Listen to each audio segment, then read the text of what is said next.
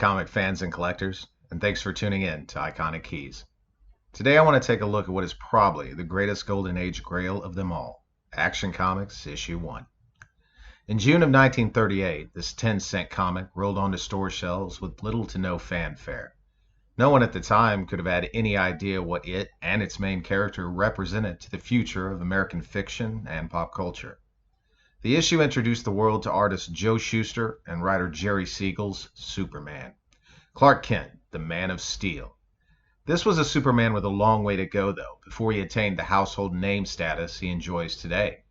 This Superman stood out because of his superhuman strength, speed, and ability to leap really, really high. It was in the years to come that his other abilities would become defined, abilities such as X-ray vision, freezing hurricane breath, and memory-erasing kisses. It wasn't until his radio show, where he did battle with the Ku Klux Klan, that he was given the power of flight by his writers. This was also a much rougher, tougher Superman in Issue 1, a Superman that was known to sometimes dispatch his adversaries with lethal force. Issue 1's Superman launched and influenced an entire genre of fiction.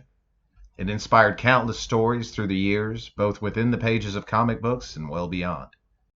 DC's Action Comics 1 is not a single story, but an anthology of 9 tales from various genres collected with an opening page which offers us a prototype of what would one day later become Superman's legendary origins. The first Superman story, not officially titled at the time, would in later years be dubbed either The Coming of Superman or Superman, Champion of the Oppressed. The book opens as a distant planet is destroyed by old age. A scientist places his infant son in a space capsule and launches it towards Earth. The capsule is found by a passing motorist, who brings the baby to an orphanage. At the orphanage, the child astounds the attendants with his superhuman powers. The child, who is named Clark Kent, is able to jump over buildings, lift enormous weights, and run faster than a speeding freight train. Furthermore, his skin is impenetrable. Realizing that he has powers far beyond normal humans, Clark dedicates himself to serve humanity as Superman, the champion of the oppressed. In the first story of the anthology, Superman learns that an innocent woman named Evelyn Curry is to be executed for murder. He captures the real murderess and delivers her, bound and gagged, to the governor's mansion. He breaks through the door to confront the governor and convinces him to call off the execution at the last minute. At the Daily Star, where Clark works as a reporter, he's given the assignment to cover the stories about a man with amazing strength named Superman. While at the Star, Clark hears a tip about a wife beating and rushes off to cover it, then changes into Superman along the way and stops the man before he's able to kill his wife. Returning to the Daily Star, Superman asks fellow reporter Lois Lane out on a date. She accepts out of pity. A thug named Butch Matson tries to cut in while Clark and Lois are dancing. To protect his secret identity, Clark pretends to be a cowardly weakling. Convinced that Clark is a spineless worm, Lois slaps Butch and walks out. Enraged, Butch and his friends leave the club and take Lois prisoner.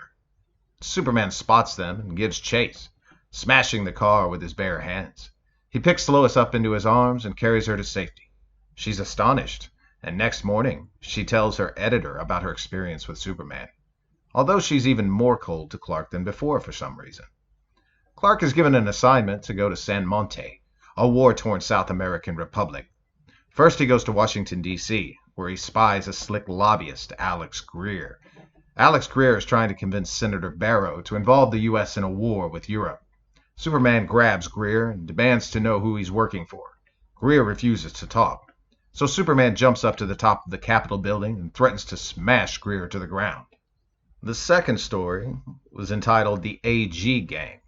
It's a 6-page Western tale where Chuck Dawson begins a vendetta against the crooked ranch owners who have, by fraud, acquired the rangelands he inherited after his father's death. Next up was The Mystery of the Freight Train Robberies, a 12-page story which provides us the first appearance of magician and illusionist Zatara, as well as his bodyguard Tong. Together the two investigate the murders of several railroad detectives and the theft of over $200,000 in loot. Zatara would continue to appear in DC Comics for decades to come, and we would eventually be introduced to his daughter, Zatanna. Zatanna was a powerful magician in her own right and a member of the Justice League, as well as a romantic partner of John Constantine. The fourth entry was titled The South Sea Strategy, Part 1.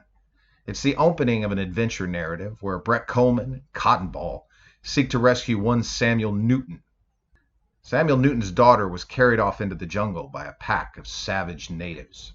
Next on the list was an untitled Mitt Stimson story. This is a 4-page comic strip about Sticky. Sticky, our protagonist, swipes some apples and is pursued by the police.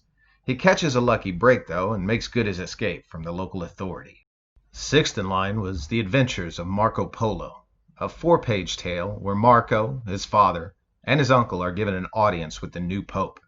The pope then tasks them with a mission to seek out the Khan of Tartary. The pope wants them to bring with them priests and men of learning in order to impart knowledge to the Khan's people. The seventh entry was called The Light Heavyweight Championship. It's a 4-page story where the Boxing Commission runs a dirty fight trainer out of town. He swears his revenge against Pep Morgan. In the next 6-page story, The International Jewel Thief, we get the first appearance of Scoop Scanlon, the 5-star reporter. Scoop is an investigative journalist who manages to help capture a gang of jewel thieves in his first comic book outing. The final tale is titled Murder in England. Tex Thompson stars and also makes his first appearance. In the story, Tex is framed for the murder of a man. However, with the help of friends Betty and Bobby, he sets out to prove his innocence. Tex would later go by the moniker of Mr. America. Mr. America was a member of the All-Star Squadron during World War II. However, his main contribution to the war effort came later when Tex was asked by President Roosevelt himself to go battle the Nazis in Germany. He then adopted the name the Americommando. Thompson aids the Allies by becoming Hauptmann Riker and infiltrating the Gestapo. So that's Action Comics issue 1. Probably the most valuable key comic in the world. The book had an initial print run of 200,000 copies, and it is now estimated that there are 40 to 50 unrestored copies, and only 100 total in existence.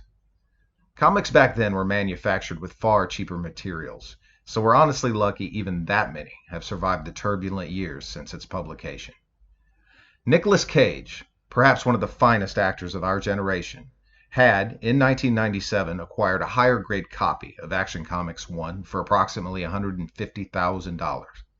That book was subsequently stolen from one of his house parties sometime in the year 2000, along with his copies of Detective Comics number 27 and Marvel Mystery number 71. In early 2011, an unidentified man purchased the contents of an abandoned storage locker in California's San Fernando Valley. Inside the locker was discovered Cage's stolen copy of Action Comics 1. In November of 2011, the book was auctioned off. It is assumed that it was by Cage himself after it was returned, but that is unknown. The book was graded at 9.0 by CGC and sold for $2.16 million, making it the largest selling price for a comic book thus far. Action Comics 1's influence on American culture cannot be overstated. The book's premier character has now entertained and inspired us for over 80 years. Superman represents truth, justice, and the American way. He is the epitome of what we should all strive to be. Honest, forthright, humble yet assertive, qualities and traits that we've seemingly come to neglect or dispense with in modern society. Superman has influenced the dreams, morals, and ethics of multiple generations. He strives to embody the best of us, despite not being one of us. Superman is sometimes referred to as the Man of Tomorrow. I think this is a fitting title, because as the most recognizable superhero, we can expect his character to continue to touch the lives of generations of comic readers yet to come. Until next time, thanks for watching, and take care.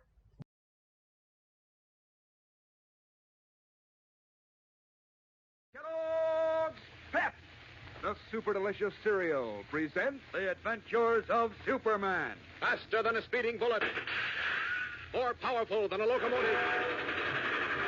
Able to leap tall buildings at a single bound.